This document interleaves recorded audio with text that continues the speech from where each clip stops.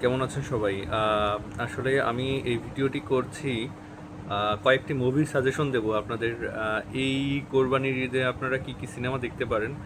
তো আমি কয়েকটি মুভির নাম বলবো এবং ওয়েব সিরিজেরও নাম বলবো। আমি সবগুলো এখনও দেখিনি, তবে কিছু কিছু হাইপড সিনেমার নামও বলবো এবং ওয়েব সিরিজের নাম বলবো, যেটা আর কি এখনও আমিও দেখিনি, তবে দেখলে হয়তো ভালো লাগবে।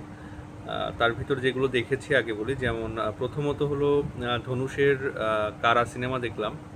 তো কারা সিনেমাটা রিসেন্টলি মুক্তি পেয়েছে ওটিটিতে। আপনারা যারা সুযোগ পাবেন অবশ্যই দেখে ফেলবেন। আর দ্বিতীয়ত হলো আপনার বাইকার নামে একটি সিনেমা রয়েছে সাউথ ইন্ডিয়ান। এটি যদিও কিছুদিন আগের সিনেমা, তারপরেও আর কি সিনেমাটা আপনাদের দেখা উচিত।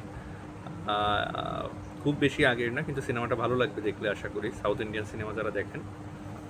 আর তারপর আপনাদের, ও আচ্ছা, আসল সিনেমাটার কথা বলা হয়নি, আমাদের বাংলাদেশের একটি সিনেমা, বাংলাদেশের খুবই দারুণ একটি সিনেমা, সেটা হলো যে বনলতা এক্সপ্রেস।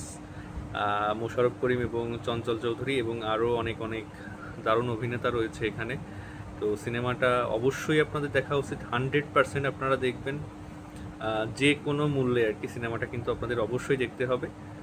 সিনেমাটা অবশ্যই দেখবেন, খুবই ভালো হয়েছে। আমি সত্যিই মানে খুবই মজা পেয়েছি সিনেমাটা দেখে, আপনারা অবশ্যই দেখবেন। দেন আরও কিছু সিনেমা, আসলে আমি নিয়মিত সিনেমা দেখি, কিন্তু সব তো আর ওইভাবে মাথায় থাকে না। তার ভিতরে আচ্ছা, পুরাতন কিছু সিনেমা দেখতেছিলাম এই কয়েকদিন, এই জন্য। তো আসল বিষয় হলো যে স্পাইডারম্যান 9 নামে একটা ওয়েব সিরিজ রিলিজ করেছে আর কি স্পাইডারম্যানের। যারা সুপার হিরো ফ্যান আছেন বা স্পাইডারম্যান ফ্যান আছেন, তারা কিন্তু অবশ্যই দেখবেন। আমি ডাউনলোড করতে বলছি না, আমি বলছি যে ওটিটিতে আর কি, ওটিটি থেকে কিনে দেখবেন অবশ্যই, হ্যাঁ। তো অবশ্যই আর কি ওইটা দেখবেন আর কি, স্পাইডারম্যান 9, এটা আমি দেখার জন্য খুবই উৎসাহী আছি। এছাড়াও